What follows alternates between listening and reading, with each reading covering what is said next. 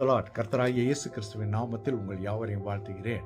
இந்த புதிய மாதத்திலே உங்களை சந்திப்பதில் கர்த்தருக்குள் மகிழ்ச்சி அடைகிறேன்.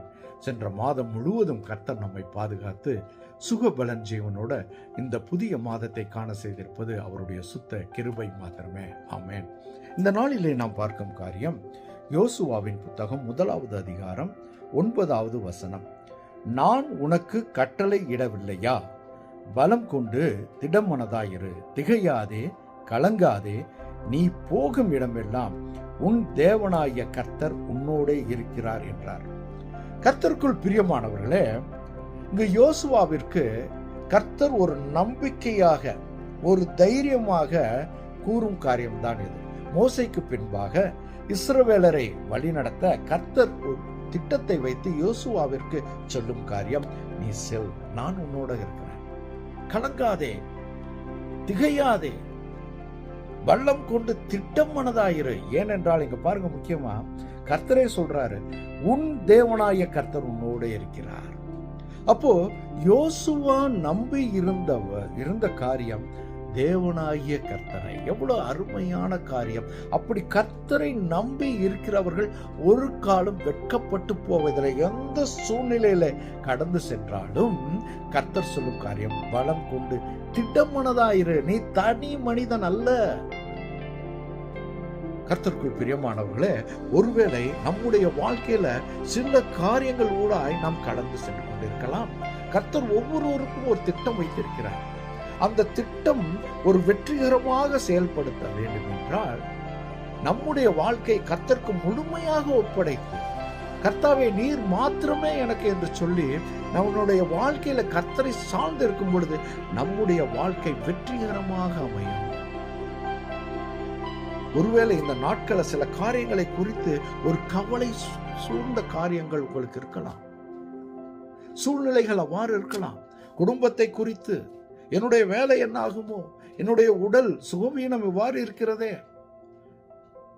நண்பர்கள் மத்தியில் ஒரு பிரச்சனை இருக்கிறதே, குடும்பத்தின் சூழ்நிலை, என்னுடைய பிரச்சனை இருக்கிறதே.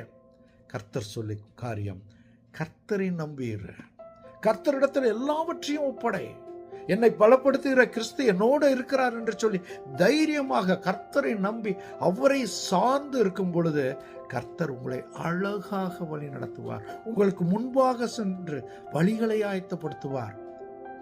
நாம் செய்ய வேண்டிய காரியம் அவரை சார்ந்து வாழ வேண்டும். அதற்கு முந்தின வசனத்தை பார்த்தீர்கள் என்றால், நியாய பிரமாண புஸ்தகம் உன் வாயை விட்டு பிரியாதிருப்பதாக, அதில் எழுதி இருக்கிறவைகளின் படியெல்லாம் நீ செய்ய கவனமாயிருக்கும்படி இரவும் பகலும் அதை தியானித்துக் கொண்டிருப்பாயாக. அப்பொழுது நீ உன் வழியை வாய்க்க பண்ணுவாய். எவ்வளவு அருமையா! நீ செய்ய வேண்டிய காரியம் கர்த்தருடைய வார்த்தையை நம்பி இரவும் பகலும் அதை தியானித்துக் கொண்டிரு. உன்னுடைய வழியெல்லாம் அழகாக அவர் ஆயத்தப்படுத்துவார், வழிகளை செம்மைப்படுத்துவார். எந்த கவலையும் உனக்கு வேண்டாம். நீ செய்ய வேண்டிய அவரை சார்ந்து, என் நம்பிக்கை கர்த்தர் மாத்திரமே என்று சொல்லி அவரை சார்ந்து வாழும் பொழுது எந்த பிரச்சனை இருந்தாலும் கர்த்தர் உங்களுக்கு சமாதானத்தை தருவார். கர்த்தருக்குள் பிரியமானவர்களே, அந்த யோசுவாவின் தேவன் நம் தேவன், நேற்றும் இன்றும் என்று மாறாத தேவன் அவர். அவரை சார்ந்து வாழுங்கள். அவரை சார்ந்து வாழும் பொழுது உங்கள் வழியில சமாதானம் நிறைவாக இருக்கும்.